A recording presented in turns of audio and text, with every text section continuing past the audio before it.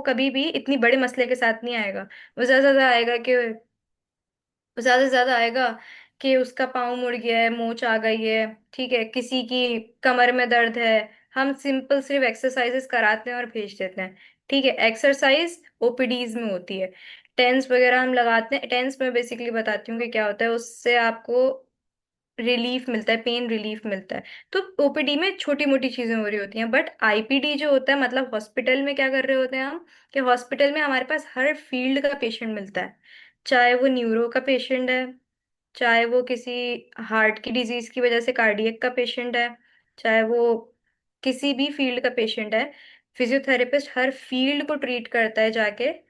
क्यों? क्योंकि अगर एक पेशेंट ऑन बेड है, इसका मतलब ये है कि वो अपनी मूवमेंट नहीं कर रहा है, और वो अगर अपनी मूवमेंट नहीं कर रहा है तो उसकी मूवमेंट रिस्ट्रिक्ट हो जाती है। रिस्ट्रिक्ट होने से मुराद ये है कि अगर हाथ उसका कोई 3-4 हफ्तों से एडमिट है ना एक पेशेंट, तो उसके साथ क्या होता है कि उसके कॉन्ट्रैक्चर्स बिल्ड हो जाते हैं। कॉन्ट्रैक्चर्स ये होते हैं कि अगर आपकी हाथ मुट्ठी खुली हुई है ना, तो आप उसको वापस बंद नहीं कर सकते। अगर किसी का कोई रिलेटिव या कोई कभी एडमिट हुआ हो, तो आप कभी नोटिस करना कि रोज उसकी हाथों पैरों की मूवमेंट करवाई जाती है। और मूवमेंट करवाना इसलिए जरूरी होता है क्योंकि उसके कॉन्ट्रैक्चर्स बिल्ड हो जाते हैं। तो कहीं ना कहीं उस चीज में भी हेल्प आउट करते हैं। फिर हमारे पास चेस्ट फिजियो आती है। चेस्ट फिजियोथेरेपी ये होती है कि जिसमें पेशेंट की जो सांस लेने का मरहला होता है ना, सारा का सारा, उसको हम इम्प्रूव करके भी रखते हैं, और उसको हम कि वो चलता रहे तो उस चीज को बरकरार करके भी रखते हैं। तो physical therapy is not a simple job to do. तो अच्छा, आगे चलो, नेक्स्ट स्लाइड करो।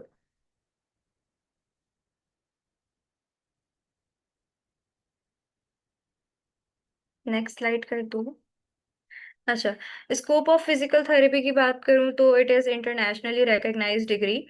पाकिस्तान में इसका भले स्कोप इतना ना हो, लेकिन इंटरनेशनली अगर आप फिजिकल थेरेपिस्ट को देखें तो वो लोग अपने मेडिकल चेकअप्स अगर डेली बेसिस पर करवाते हैं ना, तो वो लोग फिजिकल थेरेपिस्ट को भी विजिट करते हैं। तो फिजिकल थेरेपी की जो फील्ड की रिकग्नाइजेशन है वो इंटरनेशनली जो है बहुत स्ट्रांग है। और अगर यहाँ पर स्कोप की बात करें पाकिस्तान की, तो काफ़ी ऐसी यूनिवर्सिटीज़ हैं जो इंटरनेशनली रिकग्नाइज्ड डिग्रीज ऑफर करती हैं। Respected profession है, serving the community impacts the quality of life of people growing all over the world. Diverse options for specializations, various job opportunities, जो मैं भी आगे आपको बताती हूँ। नेक्स्ट। हम्म। अच्छा, एडमिशन क्राइटेरिया की अगर मैं आपको अभी कराची की बात करूं, तो as per my experience, as I witnessed, जो अगर एमडी कैट आपने दिया है, और अगर आप चाहते हो कि आप गवर्नमेंट यूनिवर्सिटीज में इनरोल्ड हो, गवर्नमेंट यूनिवर्सिटीज से मुराद है जैसे डाउ हो गई, जेएसएमयू हो गई, कुछ ऐसी जो यूनिवर्सिटीज हैं, इसमें अगर आप इनरोल्ड होना चाहते हो तो उसमें ये होता है कि आपका एमडी कैट का कुछ परसेंट इंक्लूड होता है। एज पर माई नॉलेज आपका 25% जो आप एमडी कैट में उठा रहे हो उतना इंक्लूड होता है, लेकिन 75% आपका एंट्री टेस्ट क्लियरेंस पर डिपेंड करता है उसमें। बट मेरा एज पर ये एक्सपीरियंस रहा था कि जब मैंने गवर्नमेंट यूनिवर्सिटीज के लिए जब टेस्ट दिया था, तब उनका ना मार्जिन बहुत हाई होता है, क्योंकि जितने भी एमबीबीएस और बीडीएस के जो स्टूडेंट्स होते हैं ना, वो ऑब्वियसली इन्हीं फील्ड्स के ऊपर सबसे पहले आते हैं, फार्मा पर या फिजियोथेरेपी पर। तो फिर ये होता है कि अगर आपको सीट्स इवन मिल भी जाती हैं ना, तो वो कहीं ना कहीं सीट्स जो होती हैं वो खरीदी जा रही होती हैं, क्योंकि गवर्नमेंट में कहीं ना कहीं ये चीज़ चल रहा होता है। ठीक है। और कहीं कहीं कुछ प्राइवेट यूनिवर्सिटीज भी इस चीज को कंसीडर करती हैं, but not most of them. Private universities आपको ये शो जरूर करेंगी कि ये कहीं ना कहीं एमडी कैट काउंट कर रही हैं, या ये कहीं ना कहीं एंट्री टेस्ट पर डिपेंड कर रहे हैं। बट प्राइवेट यूनिवर्सिटी में एक माइंड बना लो कि अगर आप एक यूनिवर्सिटी को इतने इतने पैसे देके आप एंटर हो रहे हो, तो वो ऑब्वियसली आपका एडमिशन करेंगे।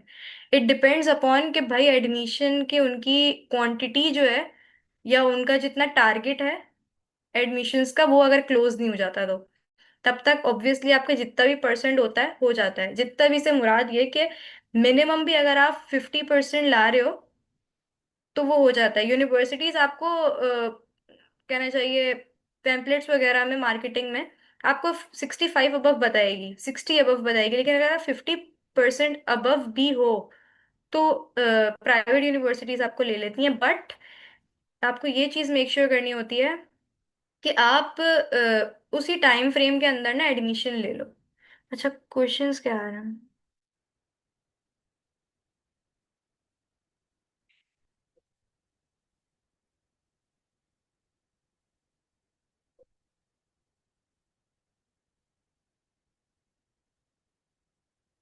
हाँ, मैंने बोला ना कि कुछ जगहों पर एमडी कैट के बेसिस पर होता है, लेकिन अगर वो प्राइवेट यूनिवर्सिटी है तो प्राइवेट यूनिवर्सिटी आपको सिर्फ ऐसा शो कराएगी कि वो एमडी कैट के बेसिस पर हो रहा है, बट अगर आप उसको इतने पैसे दे रहे हो वो आपको एडमिशन करवाएगी। लेकिन अगर हम ना लिबर्टी के लिए अप्लाई करें, हाँ, कुछ यूनिवर्सिटीज ऐसी हैं जिनको लिए एमडी कैट मैटर नहीं करता, बट वो भी प्राइवेट पर ही अप्लाई होती हैं। कि प्राइवेट यूनिवर्सिटीज में ऐसा होता है कि हाँ, एमडी कैट इतना मैटर नहीं करता। कुछ यूनिवर्सिटीज में मैटर करता है बट मोस्टली मैटर नहीं करता, लेकिन उनके लिए वही 50% जो आपका होता है इंटर का, वो काउंट करता है, वो काउंट होता है। मैं भी आगे यूनिवर्सिटीज भी बता दूंगी। यूनिस का अलग टेस्ट भी होता है, लाइक अल्लामा इकबाल कॉलेज, हाँ। जो मैं एंट्री टेस्ट की बात कर रही हूँ ना, वो यूनिवर्सिटी के अलग टेस्ट होते हैं जो आपको क्लियर करने होते हैं, जिसमें मैंने लिखा है ना कि must clear entry test by 50%। तो ये जो एंट्री टेस्ट है, ये 50% होगा। और ये 60% का जो मैंने रेशियो दिया है ना, ये आपका इंटरमीडिएट होना चाहिए। लेकिन एज आई सेड अर्लियर कि अगर प्राइवेट यूनिवर्सिटी में जा रहे हो तो वो मिनिमम 50 पर भी ले लेते हैं। लेकिन वो शो इतना कराते हैं कि 60% या 65% अबव के बच्चों को हम लेंगे, उनको ज्यादा इंसिस्ट करो वो ले लेते हैं। अच्छा, जहाँ तक फीस स्ट्रक्चर की बात है, तो क्योंकि प्राइवेट यूनिवर्सिटीज में ऐसा होता है कि 1,50,000 पर सेमेस्टर जाता है। लेकिन कुछ यूनिवर्सिटीज ऐसी हैं कि जो एडमिशन के टाइम पर, प्राइवेट यूनिवर्सिटीज की बात कर रही हूँ, एडमिशन्स के टाइम पर जो कमिट करती हैं, जो आपका परफॉर्मेंस साइन होता है उसी के ऊपर ही मतलब स्टिक रहती हैं। और कुछ ऐसी होती हैं जो अपने परफॉर्मा में ये चीज़ लाइन ऐड करते हैं, बट पेरेंट्स ये चीज़ नहीं देख पाते हैं क्योंकि उनको उस वक्त एडमिशन कराने की पड़ी होती है। इसमें क्लियरली लिखा होता है कि ईयरली फीस इंक्रीज होगी। अब जैसे अगर मैं अपना बताऊं तो मैं इंडस की स्टूडेंट हूँ। मैंने जब एडमिशन लिया था, मेरी फर्स्ट सेमेस्टर में थी 1,10,000। लेकिन अब मैं, मेरा फोर्थ ईयर चल रहा है, एट सेमेस्टर चल रहा है बेसिकली। तो उसमें जो मेरा अभी का जो फी वो है, वो तकरीबन है 1,30,000 तक तो चला गया है। जो मुझे पता है कि अगले फाइनल ईयर में भी मेरा 40 तक जाएगा। तो ये चीज है। और अब इस पॉइंट पर जाके हम इस चीज पर कंप्लेन नहीं कर सकते, वरना वो हमारा फॉर्म निकाल के रख देंगे हमारे सामने के ये लिखा हुआ था और आपके सिग्नेचर्स हैं इसमें। तो कुछ यूनिवर्सिटीज ये चीज करती हैं, ये कहीं ना कहीं उनका है माइंडसेट। इकरा वाले ये चीज करते हैं कि वो जब एक, अच्छा, यूनिवर्सिटी लेवल पर आके ना एक चीज होती है which you have to understand कि अगर कोई सब्जेक्ट फेल हो रहा है, ठीक है, तो आप अगले सेमेस्टर में पास तो हो जाते हो। लेकिन फिर आपको या तो दोबारा पेपर देना पड़ता है, ठीक है, या तो यूनिवर्सिटी पे डिपेंड करता है कि वो समर्स लगा रही है। समर्स लगने का मतलब ये होता है कि जितने भी फेलियर स्टूडेंट्स हैं ना, क्योंकि आप कभी देखो लिखा होता है स्प्रिंग एडमिशन्स या फॉल एडमिशन्स, ठीक है, ये सीजन वाइज एडमिशन्स चलते हैं। तो समर का जो टाइम होता है ना, तब ये लोग 1-2 महीना, नॉर्मल स्टूडेंट्स जो होते हैं ना हमारे पास, पास आउट हुए, वो पास हुए वो होते हैं जितने भी स्टूडेंट्स, उनमें ये होता है कि वो, उनको तो पास जो स्टूडेंट्स होते हैं वो तो नहीं आते, लेकिन जो हमारे पास फेलियर स्टूडेंट्स होते हैं वो समर कैंप्स में अपने जो भी फेल सब्जेक्ट्स होते हैं उनमें अपनी सीजीपीएस स्ट्रॉन्ग कर रहे होते हैं। सीजीपीएस हमारे पास टोटल राउंड फिगर होता है जो हम यूनिवर्सिटी में बेसिकली स्कोर कर रहे होते हैं।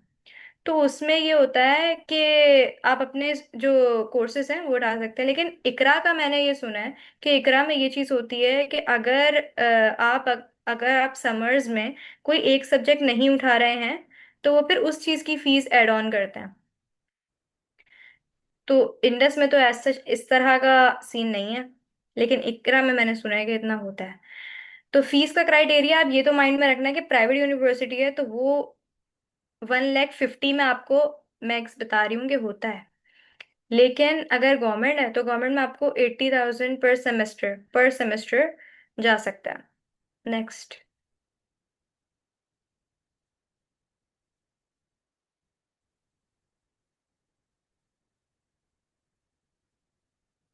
Best universities to pursue DPT. ये जो यूनिवर्सिटीज मैंने इनलिस्ट की हैं, इनके अलावा भी आपको काफ़ी मिलेंगी, बट ये यूनिवर्सिटीज मैंने अपने एक्सपीरियंस के बेसिस पर की हैं। और मैं बताती हूँ क्यों। हमारी फील्ड जो है ना, हमारी फील्ड में सबसे ज़्यादा इम्पोर्टेंट जो है, जो मुझे लगता है कि हमारी सीजीपीए से ज़्यादा भी हमारा हैंड्स ऑन है। सीजीपीए हमारी पाकिस्तान में रहकर मैटर कहीं ना कहीं इसलिए भी कर रही है क्योंकि हमारी फील्ड को इतना एक्सपोजर मिला हुआ नहीं है।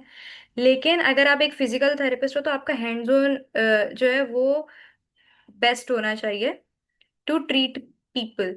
ठीक है। तो उसके लिए हम लोग करते हैं क्लिनिकल रोटेशंस। क्लिनिकल रोटेशंस का मतलब ये होता है, एक तो होती है कि यूनिवर्सिटीज आपको ये हॉस्पिटल्स में भेजती है।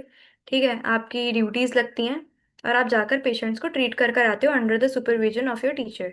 उसके अलावा में उसके अलावा में हमारे पास कुछ ऐसी यूनिवर्सिटीज होती हैं जो या तो बहुत अच्छे अच्छे हॉस्पिटल्स में भेजती हैं। अगर यूनिवर्सिटी नहीं भेज रही तो बच्चा खुद से जा रहा होता है। अब मैंने खुद से सेल्फ पर भी की है, लियाकत में की है, जिना में की है, जियाउद्दीन में की है रोटेशंस। तो वहाँ के मुझे बच्चों के जो कहना चाहिए आउटकम मिला था वो ये मिला था कि जियाउद्दीन यूनिवर्सिटी जो है वो आपको अच्छे हॉस्पिटल्स ऑफर कर रहा है डीपीटी स्टूडेंट्स को। इसमें जो लियाकत नेशनल है, लियाकत नेशनल का फीस स्ट्रक्चर बहुत स्ट्रांग है। ठीक है कि वो बहुत महंगा है। लेकिन मुझे ऐसा लगता है पर्सनली कि अगर लियाकत नेशनल में आप एडमिशन ले रहे हो एज अ डीपीटी स्टूडेंट तो आपको थर्ड ईयर से अपने थर्ड ईयर से लियाकत नेशनल का अपना हॉस्पिटल है। तो वो उसमें आपको आपकी ड्यूटीज लगाना शुरू कर देते हैं। थर्ड ईयर में बच्चा जो अभी पढ़ रहा होता है वो जाके हॉस्पिटल में देख कर आ रहा होता है और तब आपकी लर्निंग भी इम्प्रूव होती है। तब आपकी फिंगर टिप्स पर होती हैं चीजें। हम जब गए थे, हम थर्ड ईयर में लियाकत नेशनल गए थे।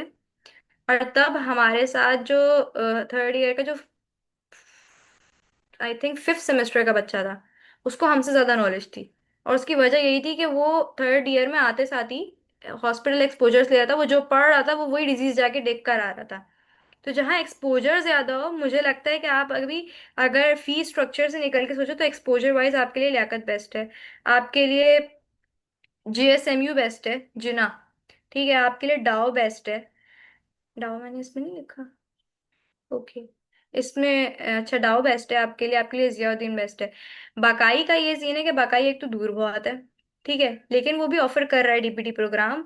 और बाकाई आपको ऑफर कर रहा है, लेकिन बाकाई का भी अपना जो वहाँ पे एक्सपोजर।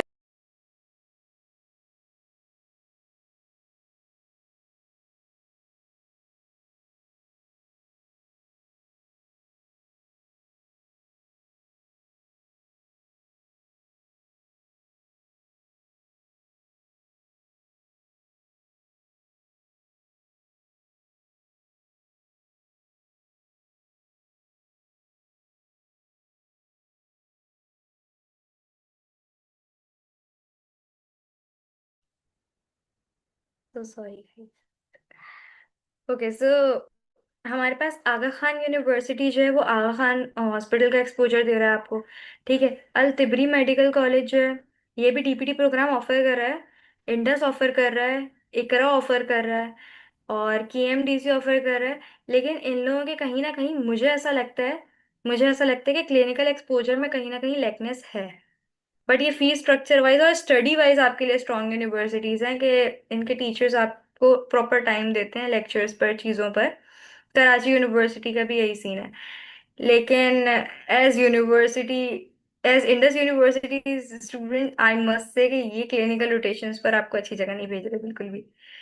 तो जो मैंने देखा है वो लियाकत अभी तक का बेस्ट है, जिना बेस्ट है, जियाउद्दीन बेस्ट है और डाओ बेस्ट है फॉर दिस डिग्री। और इवन इकरा यूनिवर्सिटी भी बेस्ट है। इकरा यूनिवर्सिटी का मैंने सुना है कि वो अच्छे हॉस्पिटल्स में भेज रहे हैं क्लिनिकल रोटेशंस पर। जो जो हमारी फील्ड्स होती हैं, फील्ड्स रिलेटेड थेरेपीज होती हैं, वो उनको उन्हीं डिपार्टमेंट्स में भेज रहे हैं।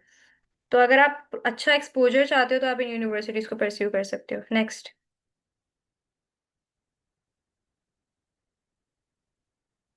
अच्छा, अब आपने डिग्री कर ली, डिग्री करने के बाद आप स्पेशलाइजेशन किस चीज़ में कर सकते हो? आप आपके पास ये जो फील्ड्स लिखी हैं, ये आपके पास डिफरेंट मेडिकल फील्ड्स लिखी हैं, जैसे न्यूरोलॉजिकल। न्यूरोलॉजिकल में क्या होता है, आपके पास स्ट्रोक के पेशेंट्स होते हैं, आपके पास जितने भी न्यूरल डिजीजेस होती हैं ना, जैसे स्ट्रोक हो गया, ठीक है, हेमरेज है, स्ट्रोक, ये सारी जो ब्रेन रिलेटेड। जो भी डिजीजेस हैं या डिसऑर्डर्स हैं। अब इसमें ये होता है, जैसे सेरिब्रल पाल्सी है हमारे पास, बच्चे जो होते हैं सेरिब्रल पाल्सी के, उनकी फिजिकल थेरेपी बहुत इंपॉर्टेंट रोल प्ले करती है उसमें। तो जैसे मैंने फर्स्ट स्लाइड में आप लोगों को डिटेल में बताया था कि एक फिजिकल थेरेपी का रोल क्या क्या होता है, तो वो इस तरीके से न्यूरोलॉजिकल और कार्डियो रेस्पिरेटरी में अपना रोल प्ले कर सकते हैं। कार्डियो रेस्पिरेटरी में वो सिर्फ कार्डियक सिस्टम को नहीं कहना चाहिए इम्प्रूव करने में हेल्प कर रहे होते हैं, बल्कि रेस्पिरेटरी को भी कर रहे होते हैं। एज आई सेड के चेस्ट फिजियो में हमारा बहुत बड़ा रोल है। ऑर्थोपेडिक्स में हमारा रोल है। स्पोर्ट्स में आपने देखा होगा, क्रिकेट में, फुटबॉल में एक फिजियोथेरेपिस्ट मस्ट होता है सबके साथ। ठीक है, पीडियाट्रिक्स जो होता है कि बच्चों की फिजियोथेरेपी होती है। जीरियाट्रिक्स जो होता है ये बूढ़ों की होती है, जैसे जोड़ों के दर्द हो गए। मोस्टली जो ओपीडीज में होते हैं वो ये होते हैं कि जिसमें हमारे पास ना ओल्ड एज जो पेशेंट्स होते हैं वो आ रहे होते हैं। पीडियाट्रिक्स में हमारे पास बच्चों के, इवन अगर सेरिब्रल पाल्सी भी नहीं है, कोई डिसऑर्डर नहीं है, बच्चे को डिलेड जो आप कभी देखो कि बच्चा, हम सुनते हैं ना कि बच्चा इतने महीने का हो गया लेकिन इसने चलना शुरू नहीं किया, बच्चा इतने महीने का हो गया इसने क्रॉल करना स्टार्ट नहीं किया, इन सब चीज़ों की भी फिजिकल थेरेपी होती है जो पीडियाट्रिक्स के अंडर आती है। स्पोर्ट्स थेरेपी में आपको पता है कि जिस तरीके से मसल क्रैम्प आ जाते हैं, कहीं ना कहीं इंजरी हो जाती है, उसके लिए इस फील्ड में भी हमारा रोल बहुत मेजर होता है। नेक्स्ट,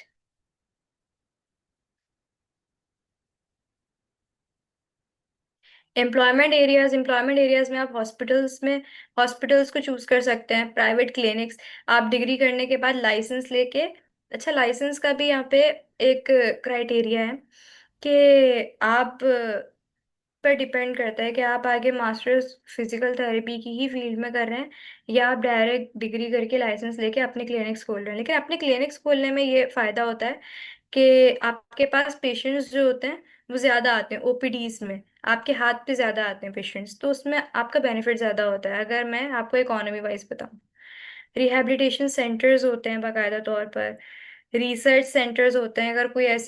अगर आप इसी फील्ड से रिलेटेड रिसर्च में जाना चाहते हैं तो आप रिसर्च सेंटर्स को परस्यू कर सकते हैं। नर्सिंग होम्स होते हैं, health clubs, armed forces, government welfare organisations, sports and fitness settings, Olympic committees, academic sector या एनजीओज। एकेडमिक सेक्टर में भी ये होता है कि मोस्टली फिजिकल थेरेपिस्ट का मैंने देखा, या तो वो रिसर्च को परस्यू कर रहे हैं, पाकिस्तान की बात कर रही हूँ, या तो वो हॉस्पिटल्स में या प्राइवेट क्लिनिक्स में, या वो एकेडमिक सेक्टर्स में जा रहे हैं कि वो टीचिंग स्टार्ट कर देते हैं उसी फील्ड से रेलिवेंट। नेक्स्ट, अच्छा किसी का कोई अब सवाल है तो वो बताओ, या मैं पढ़ भी लेती हूँ। लेकिन क्योंकि मैं डिस्कनेक्ट हो गई थी तो मेरे पास से पीछे वाले सारे सवाल खत्म हो चुके हैं। तो अगर किसी का सवाल है तो वो अभी बता दो।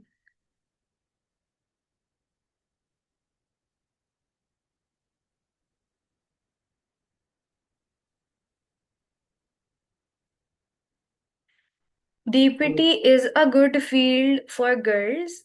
अच्छा हाँ, यहाँ पर बट आपको एक माइंड बनाकर आना पड़ेगा कि जब आप इस फील्ड में उतरते हो ना, तो आप अगर 40 केजी के भी हो ना, आप 50 केजी या 60 केजी के बंदे को भी एक्सरसाइज करवा रहे होते हो। इसमें मेहनत ज्यादा है, ये है कि मेहनत ज्यादा है। और उसमें फिर डॉक्टर्स आपके साथ जो खड़े होते हैं वो ये नहीं देखते कि आप लड़की हो या लड़का हो, कि आप इतना हैवी वेट लिफ्ट कर पा रहे हो या नहीं कर पा रहे हो, क्योंकि वो आपका काम है, वो आपकी जॉब है, आपको करना है। Is DPT better than pharmacy? अगर आप माइंडफुल प्ले करो, अगर आप डीपीटी कर रहे हो, डीपीटी करने के बाद आप इतने कॉन्फिडेंट हो कि आप लाइसेंस अप्लाई करके बाहर अप्लाई कर सकते हो, तो it is a good field. मैं बताती हूँ कैसे। यहाँ पर काफ़ी ऐसे इंस्टीट्यूट्स हैं जो लाइसेंस ऑफर कर रहे होते हैं और वो ऑथेंटिक होते हैं, कि आप टेस्ट की प्रिपरेशंस भी यहीं से करते हो, तैयारी भी यहीं से करते हो, आप लाइसेंस अपना मिलते ही आप बाहर चले आते हो। अगर आप बाहर जा रहे हो, मतलब आउट ऑफ कंट्री जाके इस फील्ड पर आगे परस्यू कर रहे हो, तो DPT is best of all. ठीक है, लेकिन आप अगर उसके अलावा में अपनी प्राइवेट क्लिनिक्स खोल रहे हो तो आपके लिए बेस्ट है। लेकिन अगर आप फार्मेसी और डीपीटी में डिफरेंस मुझसे पूछोगे तो आई मस्ट सजेस्ट फार्मेसी। लेकिन अगर फार्मेसी नहीं हो रहा है तो उसके अलावा में आप डीपीटी को परस्यू कर सकते हो।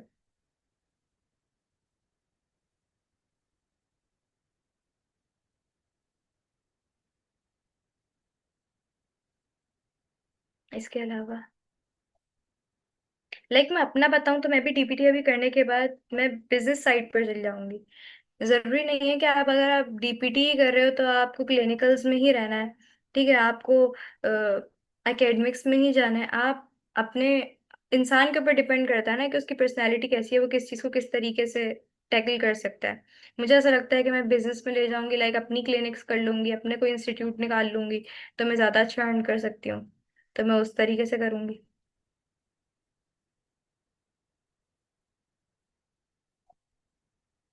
Is there any other question?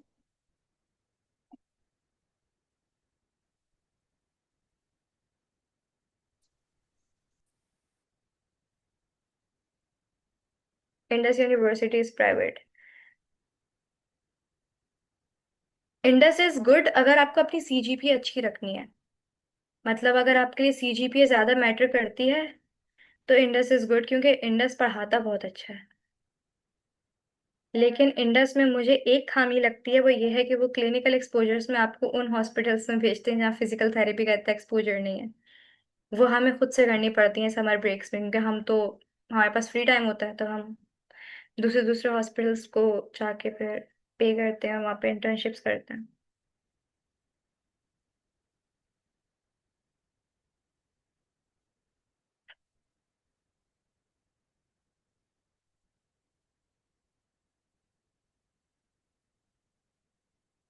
Okay, so all clear.